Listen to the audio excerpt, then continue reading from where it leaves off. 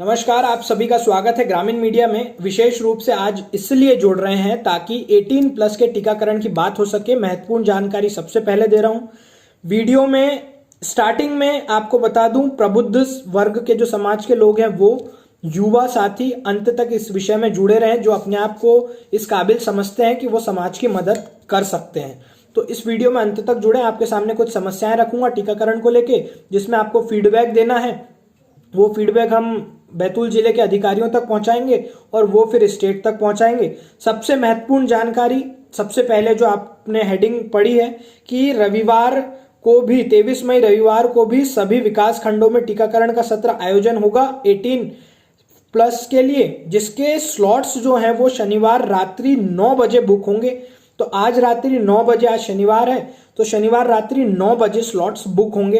तो हमको 9 बजे के पहले ही अपनी आरोग्य सेतु ऐप या हमारी जो वेबसाइट है कोविन पोर्टल पे सेल्फ रजिस्ट्रेशन cowin.gov.in उसको ओपन करके रख लेना है 9 बजे के पहले ही। और बार बार रिफ्रेश कैसे करते हैं, फाइंड वैक्सीनेशन सेंटर बार बार दबाते जाते हैं, प्रेस करते जाते हैं, तो जैसे स्लॉट आएंगे वैसे बुक कर लीजिए। तो ये तो हो गई उन लोगों के लिए बात जिनको आज टीकाकरण के लिए स्लॉट बुक करने हैं और कल टीकाकरण 18 प्लस के लिए करवाना है। अब विशेष रूप से हम वो बात कर लें जो दिक्कतें आ रही हैं। आपको जानकारी दे दूं कि एक दिक्कत आ रही थी मुख्य रूप से कि 18 प्लस के जो स्लॉट्स हैं उनमें कुछ लोग ऐसे हैं जिनके पास एंड्रॉयड फोन नहीं है, तो आरोग्य सेतु ऐप नहीं डाउनलोड कर सकते, या इंटरनेट नहीं चल रहा मोबाइल में, इतना अच्छा मोबाइल नहीं है कि हम एप्लीकेशन के थ्रू नहीं कर सकते, तो इंटरनेट के थ्रू भी नहीं कर सकते।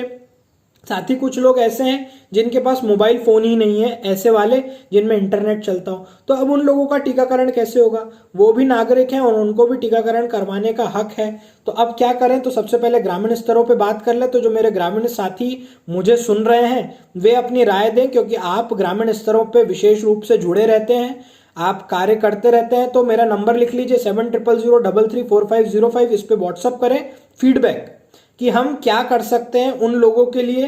कुछ आइडिया अगर आपके पास हो तो आप मुझे व्हाट्सअप करें। तो मेरी अभी थोड़ी देर पहले डॉक्टर अरविंद भट्ट जो है जिला टीकाकरण अधिकारी, उनसे इस विषय में बात हुई थी, तो उन्होंने जो फीडबैक का बोला है उसलिए मैं आपसे जुड़ा हूं। तो ग्रामीण स्तर पर क्या करना है?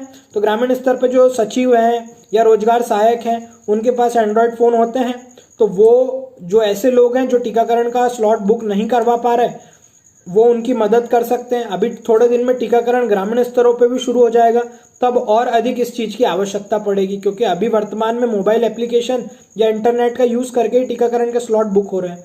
तो उन लोगों का भी हमको ध्यान रखना है। परंतु विशेष रूप से ध्यान रखें, महामारी का दौर है, एक दूसरे से मिलना नहीं है, फोन पे कोऑर्डिनेट करना है और फोन पे कोऑर्डिनेट करके इस समस्या का समाधान हमें करना है। तो कैसे करें? जो सचिव लोग हैं वो जिम्मेदारी समझेंगे, या जो रोजगार सहायक हैं वो अगर इसकी जिम्मेदारी लेते हैं तो वो उन लोगों का स्लॉट बुक कर सकते हैं जो ग्रामीणों जिनके पास ऐसे मोबाइल नहीं है। अब इसके लिए सरकार भी ठोस कदम उठाएगी। फीडबैक देने के बाद सब जगह से फीडबैक आ रहे हैं, कई हजारों लोगों से फीडबैक लिए जा रहे हैं, हम भी अपने फीडबैक दे सकते हैं।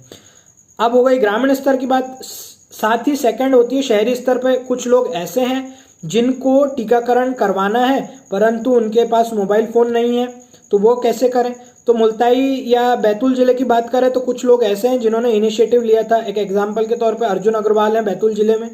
उनके द्वारा क्या किया गया, मुल्ताई गांधी चौक में उनकी कपड़े की दुकान है, तो उनके यहाँ जितने वर्कर्स काम कर रहे थे उन्होंने अपने वर्कर्स की जिम्मेदारी ली और पूरा जितना बिना कॉन्टेक्ट में आए मोबाइल के जरिए ही उनका टीकाकरण का जो है उन्होंने जितनी जानकारी लेते हैं जो लगती है वो उनसे ली फोन पे, और वो भर के उनका टीकाकरण उन्होंने उनके द्वारा करवाया गया।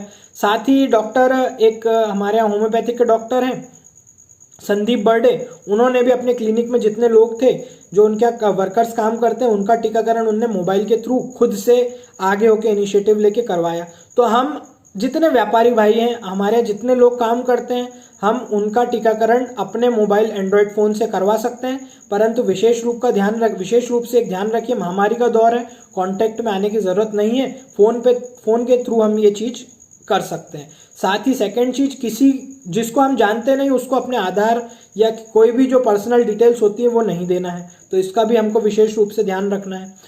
अब एक विशेष समस्या और आ रही है कि टीकाकरण के लिए सब है, हमारे पास एंड्रॉयड फ़ोन भी है और हमारे पास इंटरनेट भी है, परंतु हमारे में दिमाग में जो कीड़ा है जो लोगों ने भर दिया है वो सबसे ज़्यादा खतरनाक है। तो मैं उसके लिए आपको जानकारी दे दूं, मैंने 8 तारीख को टीकाकरण करवाया था, मैं अभी तक आपके सामने जिंदा हूं, मतलब मैं मरा नहीं, डॉक्टर्स भी जिंदा है। तो इसका ये मतलब होता है कि टीकाकरण स्वस्थ है, आदमी इसको मतलब सही है, आदमी इसको लगाने के बाद मर नहीं रहा या उसमें कोई रोग नहीं हो रहे। तो आप सभी जानकारी लें, टीकाकरण हमारे लिए ज़रूरी है, इससे कोई मरता है या ऐसे कोई रोग नहीं हो जाते जिससे बिल्कुल शरीर को हानि हो जाती है। ज़रूरी है कोविड से बचने के लिए, हमको कोविड को जल्द से जल्द अगर हमारे ज़िले से भगाना है तो 100% टीकाकरण करवाना आवश्यक है। माना कि टीकाकरण कराने के बाद भी बुखार आता है, किसी को एक दिन आ जाता है, किसी का थोड़े दिन एक आध दिन हाथ दुखता है जिसमें टीकाकरण हुआ है, जिसमें इंजेक्शन लगा है, परंतु वो नॉर्मल है और वो जल्द से जल्द ठीक हो जाता है। उसके लिए जो दवा देते हैं टीकाकरण केंद्र से टीका लगवाने के बाद वो लें आप और नियमों का जो है पालन करें, तो आपको ये परेशानियां भी नहीं होंगी। और दूसरी चीज जो है, भ्रामक जानकारियां फैलाई जा रही है टीकाकरण के विषय में, इससे बचें। टीकाकरण सुरक्षित है। टीकाकरण के बाद हो सकता है कि आपको अगर आप सावधानी नहीं रखें तो कोरोना हो जाए, परंतु कोरोना उस लेवल पे नहीं होगा। थोड़ा सा सर्दी जुकाम होके आप दवाई ले लेंगे तो कोरोना जल्द से जल्द ठीक हो जाएगा। तो अब विशेष रूप से आप फीडबैक दें कि हम किस तरीके से और इसको ले सकते हैं। एप्लीकेशन के थ्रू अभी जारी है, हो सकता है कि आगे चल के कुछ नियम बदलें, परंतु अभी वर्तमान में जो एप्लीकेशन या इंटरनेट के जरिए हो रहा है, और जिन लोगों के पास फ़ोन नहीं है उनकी एक तो हमें मदद करनी है बिना कांटेक्ट में आए, और सेकंड चीज़ हमें फीडबैक फॉर्म भी देना है भरकर। फीडबैक में आप मेरे को जानकारी भेज सकते हैं कि किस तरीके से और सर हम ये काम कर सकते हैं कि इस तरीके से नया आइडिया लाएं, टीकाकरण इस तरीके से भी उन लोगों की मदद हो सकती है। तो आप मेरे को जो मोबाइल नंबर मैंने आपको बताया 7000334505 इस पे व्हाट्सअप करें और जानकारी भेजें ताकि हम डॉक्टर अरविंद भट्ट तक ये फीडबैक फॉर्म भेज सकें और वो स्टेट में अपनी बात रख सकें। तो इस खबर के लिए इतना ही। आज 9 बजे स्लॉट बुक करना ना भूलें। ये जानकारी मुझे जनसंपर्क से भी प्राप्त हुई आज के 9 बजे की, साथ ही डॉक्टर अरविंद भट्ट से भी ये जानकारी प्राप्त हुई कि स्लॉट्स आज 9 बजे ओपन होंगे। इस खबर के लिए इतना ही। बने रहिए ग्रामीण मीडिया के साथ। साथ ही इस महामारी के दौर में विशेष रूप से एक बात, किसी व्यक्ति की तबीयत खराब होती है या कोई व्यक्ति थोड़े दिन के लिए किसी को नहीं दिखा तो उसकी अफवाहें उड़ा दी जाती है बाजार में कि वो व्यक्ति नहीं रहा या उसकी बहुत ज़्यादा तबीयत खराब है, वो लौट ही नहीं पाएगा। ये सब मूर्खताएं बंद करें, क्योंकि वर्तमान समय में जिन लोगों के यहाँ कोरोना हो रहा है हमको उनको ढांढस बंधाने की ज़रूरत है। हम अपनी शिष्टता का परिचय दीजिए, ये इस तरीके की बेवकूफ़ी ना करें। ये जो भी समाज के ऐसे लोग हैं जो दिन भर बैठ के यही करते रहते हैं कि वो निपट गया या वो व्यक्ति नहीं रहा, ये सब बंद कर दें, क्योंकि कोरोना थोड़े दिन का मेहमान है। मेहमान क्या कहें, ये जो महामारी है ये थोड़े दिन की है, ये थोड़े दिन बाद चले जाएगा, परंतु हमारा वो पड़ोसी जिसकी हमने भ्रामक जानकारी उड़ाई है वो ज़िंदगी भर हमारे साथ ही रहना है। तो ज़िंदगी भर उससे मुंह कैसे मिलाओगे, ये भी एक चीज़ सोचना एक गंभीर विषय है। किसी के बारे में भी भ्रामक जानकारियां ना फैलाएं कि वो फलाना व्यक्ति मर गया, वो फलाना व्यक्ति, कई लोगों के फ़ोन आते रहते हैं सर वो जिंदा है या वो मर गया। अरे ये क्या बेवकूफ़ी चल रही है समाज में। हम लोगों को उनका साथ देना है। सभी व्यक्ति जब तक उनके परिवार वाले पुष्टि न करें कि उस व्यक्ति की तबीयत सही है या वो इस दुनिया में नहीं रहा, तब तक हमें भ्रामक जानकारियां नहीं फैलानी है। ये हमारी जिम्मेदारी है कि समाज के इस समय हमको लोगों की मदद करनी है। बने रहिए ग्रामीण मीडिया के साथ। इस खबर के लिए इतना ही, फिर मिलेंगे। और आपकी जो वीडियो है जिसमें जानकारी कोरोना पोर्टल, कोविन पोर्टल की हमको देना है टीकाकरण की, वो मैं कल वीडियो बनाऊंगा, उसमें जो बची हुई जानकारी वो दे दूंगा। धन्यवाद।